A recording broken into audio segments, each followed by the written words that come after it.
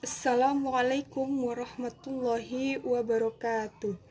Alhamdulillahirabbil alamin wa bihi nasta'in ala umuri dunya waddin. Wassalatu wassalamu ala asrofil anbiya'i wal mursalin wa ala alihi wa sahbihi ajmain, amma ba'du. Pertama-tama, marilah kita panjatkan puja dan puji syukur atas kehadirat Allah Subhanahu wa Ta'ala, yang mana pada kesempatan kali ini kita masih diberi kesehatan, baik jasmani maupun rohani.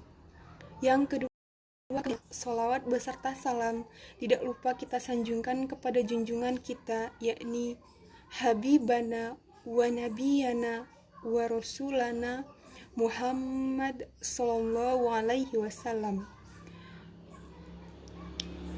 Baiklah teman-teman, pada kesempatan kali ini saya akan menyampaikan ceramah singkat saya dengan judul Bolehkah bersedekah namun masih memiliki hutang?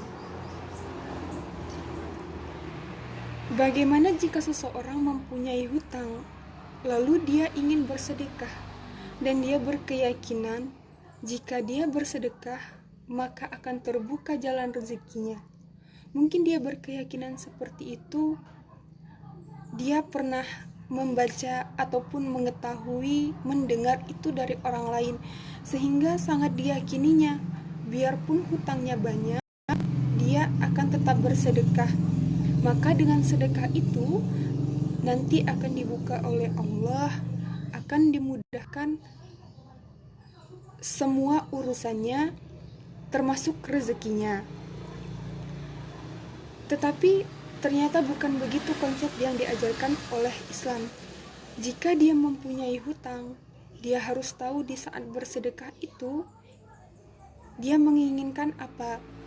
Pahala ataukah sanjungan dari manusia?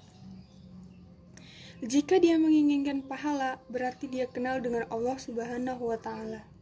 Jika dia mempunyai hutang, itu adalah kewajibannya untuk membayarkan hutang yang ia punya. Dan pahalanya pun akan lebih besar dia membayar hutang daripada dia bersedekah.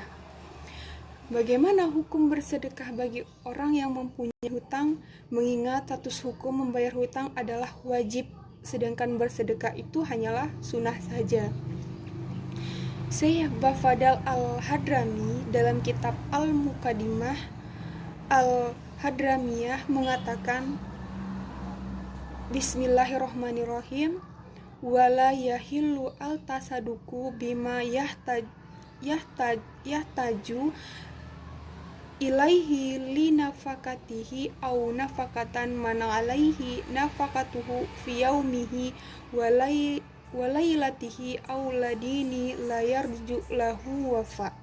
Artinya, tidak halal bersedekah menggunakan harta yang dibutuhkan untuk sehari semalam guna menafkahi dirinya dan orang lain yang wajib dinafkahinya, atau dibutuhkan guna membayar hutang yang tidak ada harapan bisa dilunasi di lain waktu.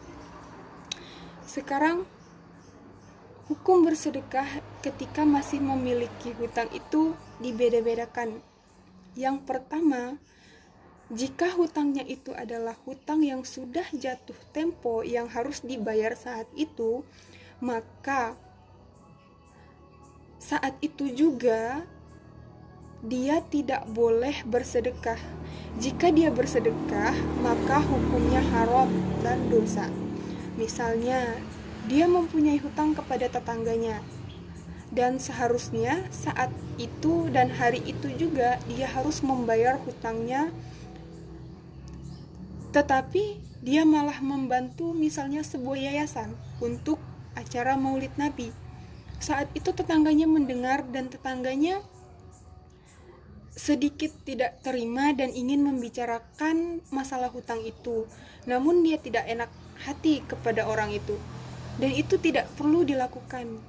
Jangan kita sedekah tetapi hutang kita malah menumpuk, berarti dia bukan ingin mendapat pahala dari Allah, tetapi hanya ingin mendapat sanjungan dari manusia saja. Dia hanya ingin menunjukkan bahwa dia sudah banyak bersedekah dengan di mana-mana. Dia hanya ingin mendapat sanjungan saja. Yang kedua, jika hutangnya belum jatuh tempo dan membayarnya beberapa bulan kemudian, pasti dia sudah mempunyai gambaran untuk membayarnya. Dia bisa santai saja dan pastinya dia bisa bersedekah karena belum jatuh tempo waktu dia membayar hutang. Jika belum jatuh tempo itu boleh untuk dia bersedekah. Yang ketiga, boleh bersedekah tetapi mempunyai hutang yang jatuh tempo dengan catatan meminta izin kepada orang yang meminjamkan uang kepada kita. Misalnya seseorang mempunyai hutang 10 juta dan harus dibayar sekarang, tetapi dia mempunyai uang 5 juta. Dia meminta izin, "Pak, apakah boleh dikasih jatuh tempo lagi karena saya ingin bersedekah ke pondok," misalnya.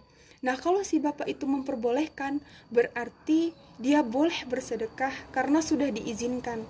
Tetapi jika tidak diizinkan, bayarkan saja hutang itu kepadanya. Itu akan lebih besar pahalanya daripada bersedekah. Cukup sekian yang dapat saya sampaikan. Semoga bermanfaat. Saya akhiri. Wabillahi taufiq wal hidayah. Assalamualaikum warahmatullahi wabarakatuh.